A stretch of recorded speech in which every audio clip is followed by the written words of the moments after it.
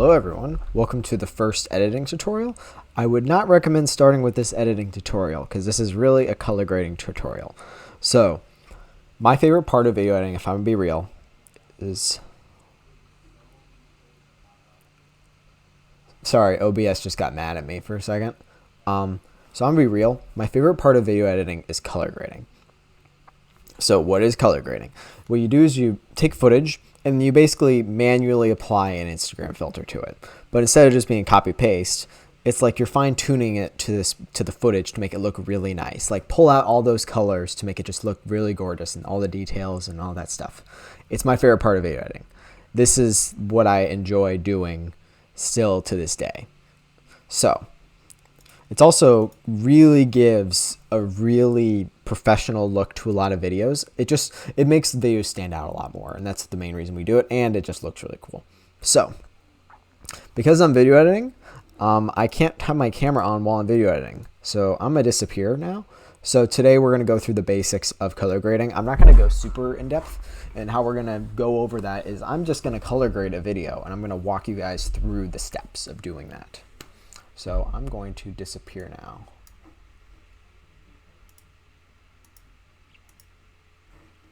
All right. So this is a video that I shot for my personal channel a couple weeks ago. I don't have the AO drive with me right now. That's why I'm editing a personal video. So this was my first enduro mountain bike race. It's a different style of race format I've never done before. It's basically your only time on the downhills. But I'll get into the actual stuff now. So we're going to color grade this footage, but actually I think I already did.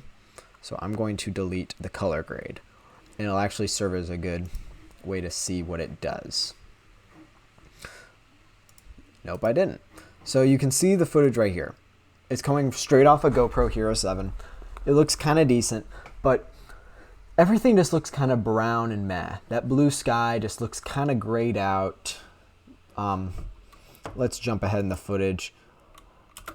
Like that guy's helmet, I remember it's red, but it's not like really poppy. I remember it being kind of neon in real life. So what you have to do is you have to pull out the colors that the camera didn't and adjust things so that way everything looks nice and snazzy. That's the goal of color grading.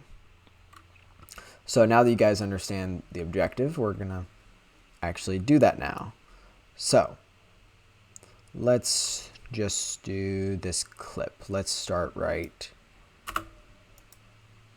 here. I should be moving by now. All right. So when you're in color grading in DaVinci Resolve, you want to go to the color grading window, which is this one right here. And you want to put your footage on the timeline. That's the first thing you want to do. But that's pretty basic, so we're not going to go over that. So now I'm going to walk you through the UI. Right here you got blur. Right here you got your color wheels. And then here you have your scopes. So I don't know what it comes as default, but you want to click on this button right here, and then you want to turn on parade. That's the one I use for color grading. And then so you want to have these tabs open when you're messing with stuff. So first off, you can color grade by looking at the footage, but the best way is to actually look at the data. So what this is this shows how much red there is at different points on the footage. And what you want to do is you want to make it so that way the color is filling up the entire space. So in order to demonstrate this, what most footage looks like is it looks kind of like this. Most footage that you're going to get, it's not going to fill up the entire color range, or and it may be like slightly skewed too high, like kind of overexposed, or it might be too low and like kind of too dark. So the first thing you want to do is you want to center it on there with the offset. Oh yeah, another thing I should do real quick.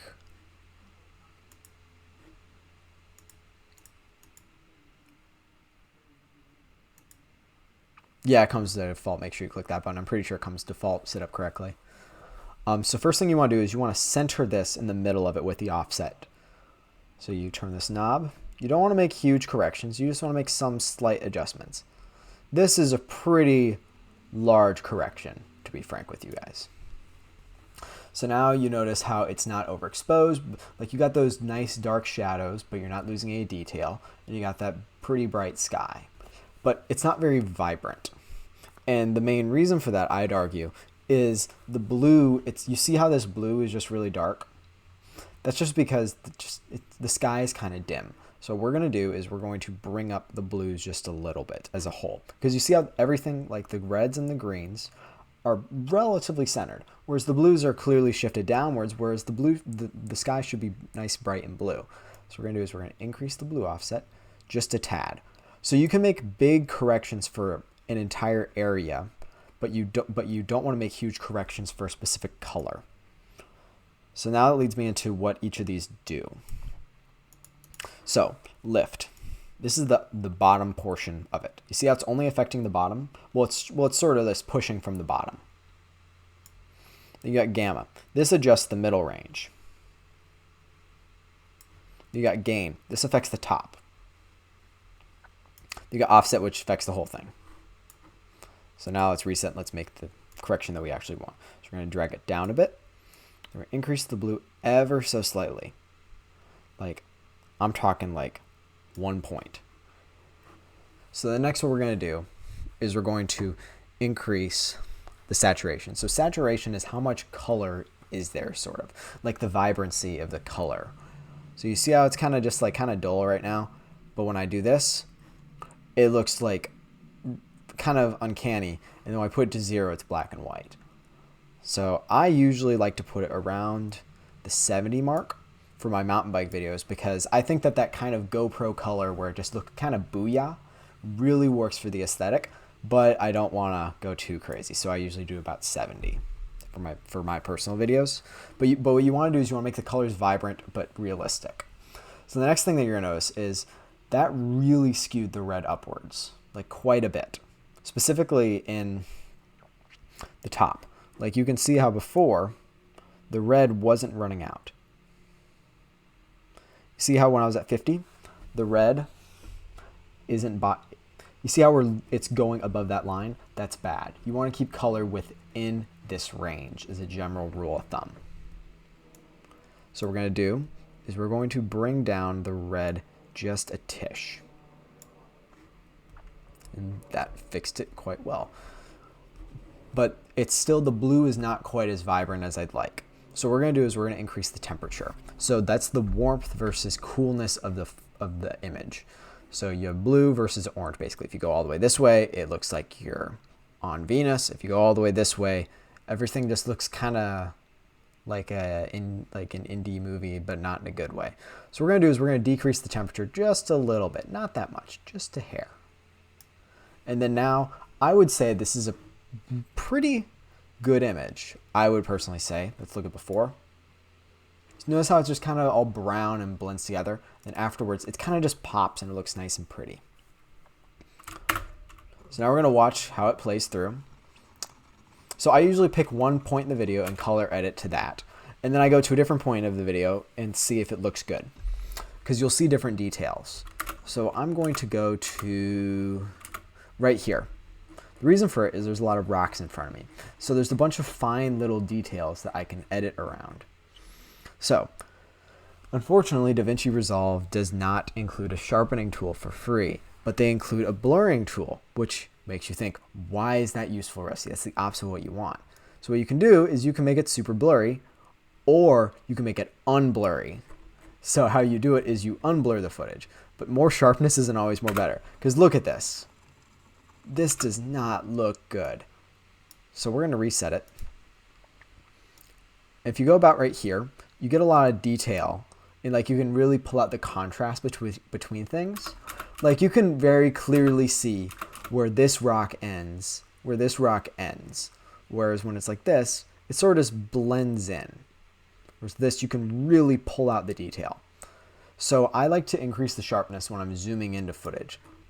And because like when you're zooming in, you're often zooming in to get like a closer look at something. But for just general watching, you want it to be around around 44 at most.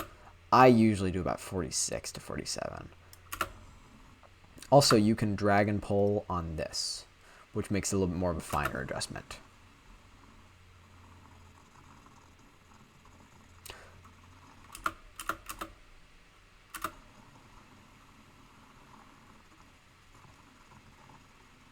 All right, I'm gonna call that footage good.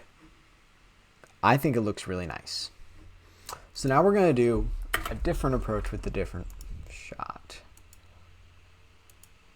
Also, I apologize that we're not doing an AO video, but honestly, like, the general points apply everywhere.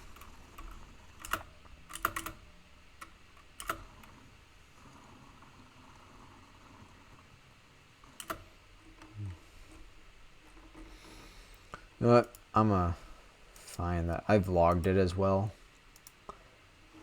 Where is it? Where's the part where, like, I pointed the camera out the window? Also, yes, you can make fun of me for those sunglasses. There we go. That's what I wanted.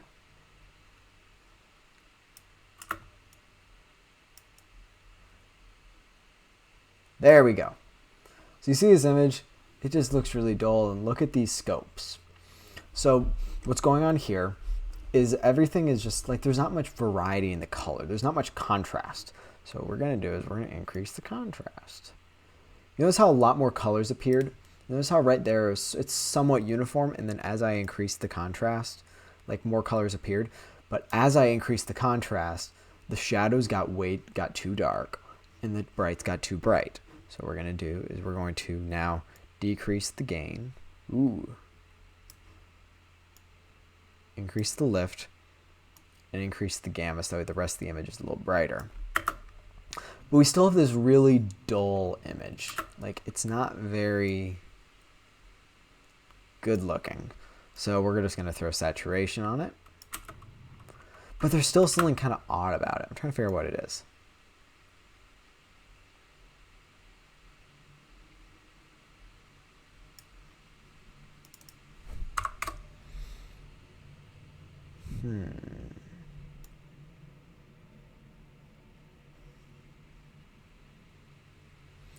Another thing to mess around with is the mid detail. Sometimes it can help. I think in this case, it just added a little bit more sharpness by, like, putting a little bit more distinction between colors. I don't fully understand mid detail, but I know it works sometimes. Okay, so I think what it was is the image was a little bit too green, so I made it a little bit more pink, and that really made it look better. And then the other thing is I'm going to blur this footage to make it look a little smoother. You're losing some detail, but it looks a lot nicer now.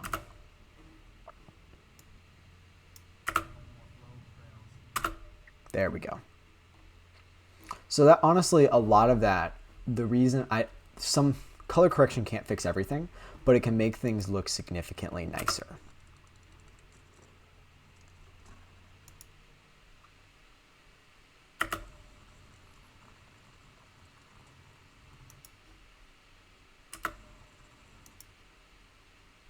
Trying to find a good spot to color grade that's different.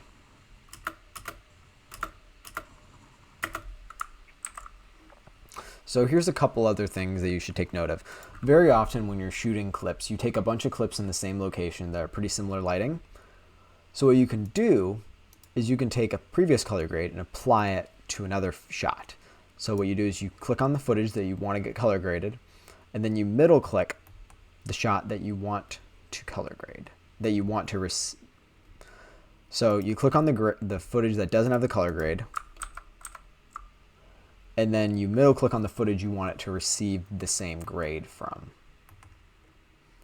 We'll notice, like, in this shot, that portion looks really bad because you have a lot of sharp edges with the leaves stacked on top of each other. So you're going to want to adjust things slightly. So I'm going to make it just 0.5, which is the middle. Oh, wait, 0. So it looks a little smoother. And that fixed it up.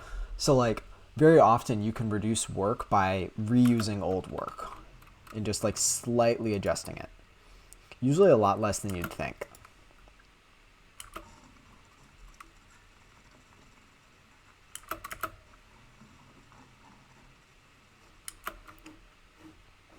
All right, here's a couple other things that I feel like I should make you guys aware of.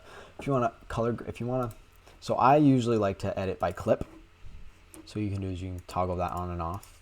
So if you have a small screen, or if you just want to get the biggest picture possible, hit the clips button so you can make it go away. Where's a good opportunity? There's one other thing I'd like to touch in this.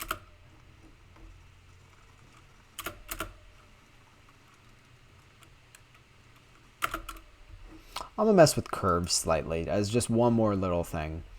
This is the one that this is the portion of color grading that I'm least comfortable with.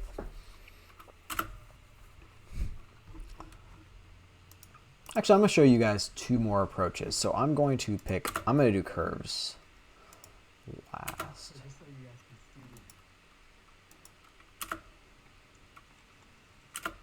I don't want to do the same trail again. There we go. Here's a new one. This one was scary, by the way. Like this trail scared me.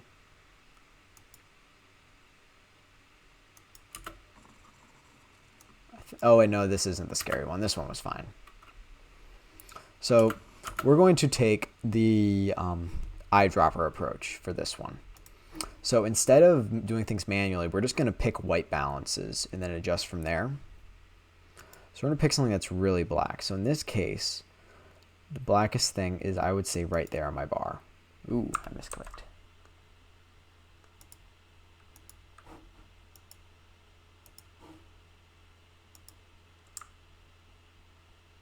Okay, mainly works for the white. We're going to pick something bright. Let's hope there's a cloud. There we go, there's a cloud. Right there, we're going to get very precise. I'm going to try and click on the cloud.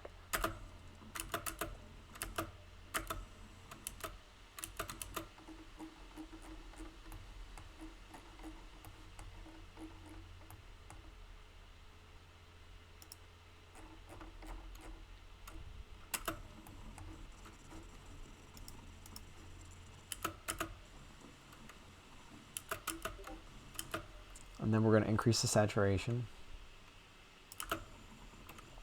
And you notice how that got us, that got the top end of it already figured out. Like the brightest spots of the image are already solved. What we need to do is we just need to lower the lift a bit.